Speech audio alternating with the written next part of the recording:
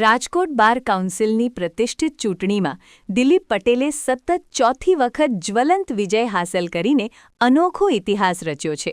સૌથી વધુ મતો મેળવીને વિજેતા જાહેર થયેલા દિલીપ પટેલની આ ઐતિહાસિક જીતને તેમના સમર્થકો અને વકીલ મિત્રો દ્વારા શહેરમાં ભારે હર્ષોલ્લાસ સાથે ઉજવવામાં આવી હતી.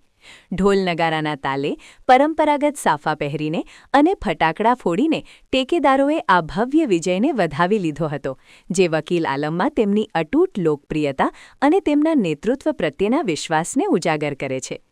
પોતાના આ અભૂતપૂર્વ વિજય બદલ દિલીપ પટેલે સૌરાષ્ટ્ર અને કચ્છના તમામ વકીલ મતદાતાઓનો હૃદયપૂર્વક આભાર વ્યક્ત કર્યો હતો.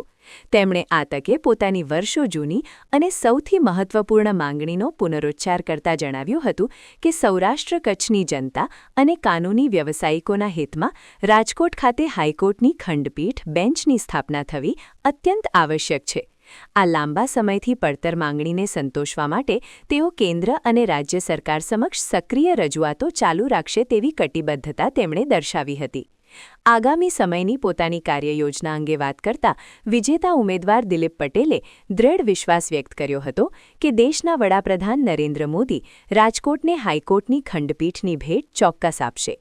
વધુમાં તેમણે વકીલોને સ્પર્શતા અન્ય તમામ પડતર પ્રશ્નોના નિવારણ અને કાનૂની માળખામાં જરૂરી સુધારાઓ લાવવા માટે સઘન અને પરિણામલક્ષી કામગીરી કરવાની નેમ વ્યક્ત કરી હતી, જે સૌરાષ્ટ્ર કચ્છના કાનૂની ક્ષેત્ર માટે એક આશાસ્પદ સંકેત ગણી શકાય.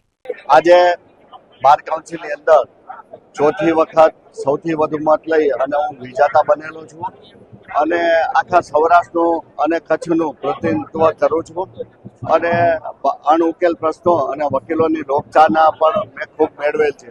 આજે આપ જોઈ રહ્યા છો કે રાજકોટની અંદર એક ખુશીનો માહોલ છે અને બધા સાફા પહેરી અને મોટી સંખ્યામાં ભાઈઓ અને બહેનો આજે ઢોલ નગારા નાચવાના છે. સાથે સાથે આજે ફટાકડા ફોડીને પણ એનો આનંદ લેવાના છે. આગામી સમયમાં કેવી કામગીરી થશે?